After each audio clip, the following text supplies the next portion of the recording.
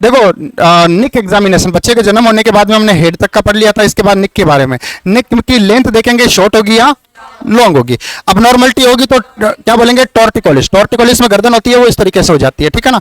Normally 90 degree angle होता है shoulder से, ठीक है ना। इस शोल्डर से अगर गर्दन देखेंगे तो कितना है, 90 डिग्री एंगल है।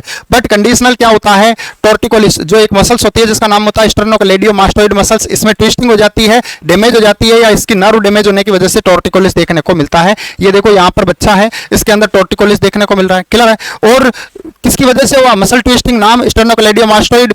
और ये दवा की वजह से भी होता है, जब किसी पेशेंट को एंटीसाइकोटिक ड्रग देते हैं, हेलोपेरिडोल है ना, ओलेंजापिन, रिस्पेरिडोन, तो उसकी वजह से भी आपको देखने को मिल सकता है टॉर्टिकोलिस। इसके बाद में आता है टॉर्टिकोलिस के दूसरे नाम, तो इसको हम वोरिनिक भी बोलते हैं और इसको हम कॉक्सिया भी बोलते हैं, वोरिनिक और कॉक्सिया।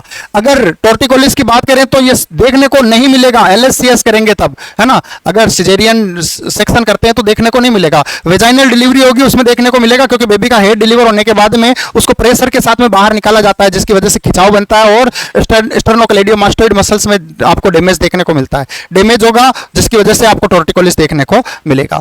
निक में दो प्रकार की ट्यूब होती है, एक को बोलते हैं विंड पाइप, दूसरे को फूड पाइप। एडल्ट के अंदर ये 1x होती है, वो 2x होती है। एडल्ट के अंदर 12 सेंटीमीटर होती है और जनरली फूड पाइप कितना, 24 सेंटीमीटर। इसको इसोफेगस बोलते हैं, इसको ट्रेकिया बोलते हैं, ठीक है ना। अगला चेस्ट का एग्जामिनेशन करते हैं तो सबसे पहले हमें एग्जामिनेशन में इतना ध्यान रखना है कि बोन फ्रैक्चर होती है। बोन कौन सी होती है, हॉरिजॉन्टल बोन, क्लेविकल बोन और collar bone, beauty bone, S shape bone.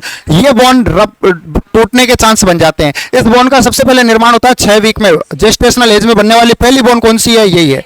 First bone कौन सी होती है जेस्टेशनल एज में, तो यही पहली बोन होती है, ठीक है ना।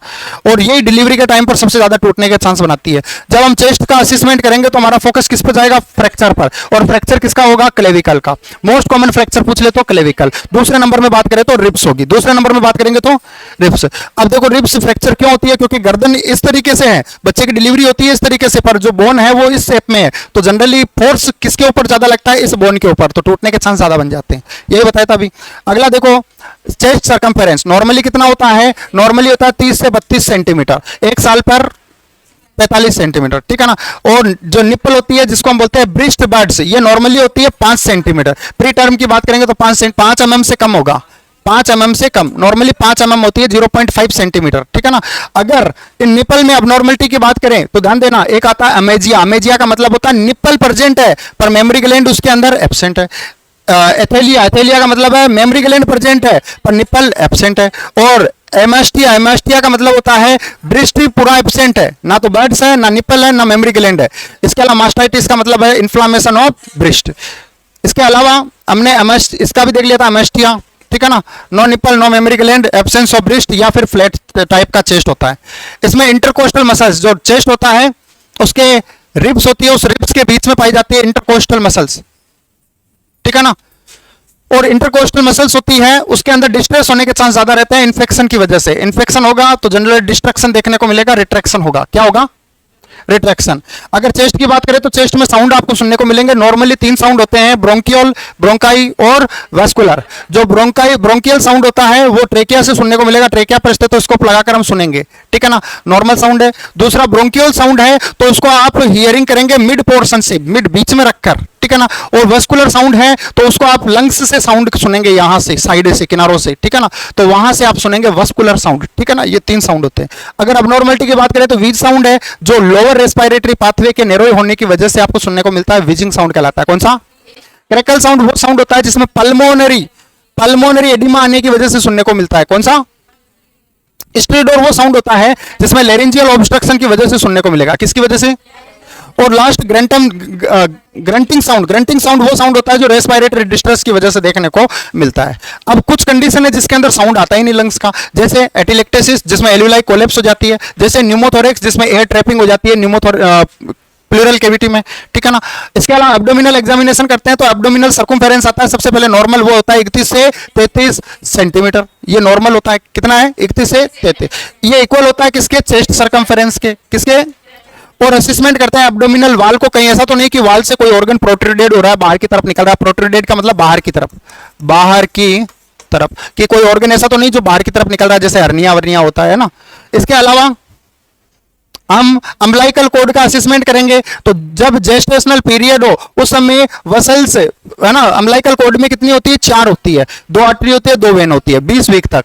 पर 20 वीक के बाद की बात करें तो 2 आर्टरी होती है, 1 वेन होती है, राइट जो वेन होती है वो डिसअपियर हो जाती है 20 वीक के बाद में। तो ध्यान देना, जब बच्चे की डिलीवरी हो गई तो आप इन तीनों को असिस्ट करते हैं। अगर ये 2 वेन 1 आर्टरी 2 आर्टरी 1 वेन होती है, इसका मतलब पॉजिटिव है, और पॉजिटिव मतलब बच्चा हेल्थ नॉर्मल है। बट अगर आपको फाइंडिंग में देखने को मिला कि या तो 2 ही वसल्स है या 1 ही वसल्स है, तो ये प्रेजेंट है, तो ये इंडिकेट करती है अबनॉर्मलिटी को, और इसकी इंफॉर्मेशन तुरंत डॉक्टर को देना चाहिए। ये नर्सिंग एक्शन होता है, हालांकि डॉक्टर वही होता है ना, पर फिर भी डॉक्टर को बताना चाहिए ये, ठीक है।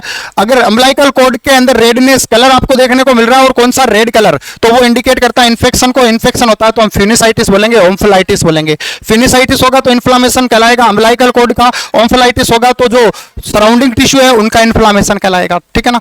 इसके बाद में ऑस्कल्टेशन करेंगे बोवल साउंड का, एब्डोमिनल साउंड का। तो इंटेस्टाइन होती है, उसके अंदर स्मॉल इंटेस्टाइन और लार्ज इंटेस्टाइन में 2 प्रकार के साउंड होते हैं, बोवल साउंड और पेरिस्टाल्सिस। एक ही नाम है, एक ही नाम है ना, दोनों एक ही चीज है, नाम अलग अलग है। ये साउंड हम सुन सकते हैं बच्चे के जन्म होने के बाद 2 घंटे बाद, ठीक है ना। पर अगर हमें क्लियरली सुनना होता है तो 4 घंटे बाद हम उसके राइट लोअर क्वाड्रेंट में, जहां पर इलियोसिकल वाल होता है, जंक्शन होता है, वहां से हम इसको इजीली सुन सकते हैं। ये साउंड 4 घंटे में वहां पर पहुंचेगा, क्योंकि खाना खाते ही बच्चा जैसे दूध पिएगा, ऐसा नहीं है कि वो दूध तुरंत वहां तक पहुंच गया, उसको पहुंचने में समय लगेगा। 4 घंटे बाद राइट लोअर क्वाड्रेंट के अंदर आप साउंड को सुन सकते हैं, ठीक है ना।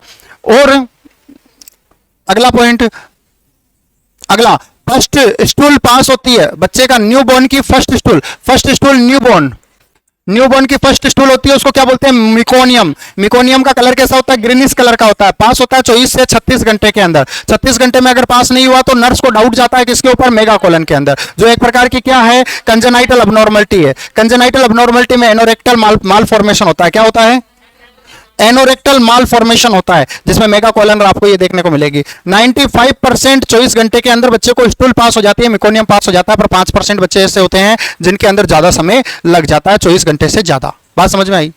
लाइक शेयर जरूर करिएगा। Thank you.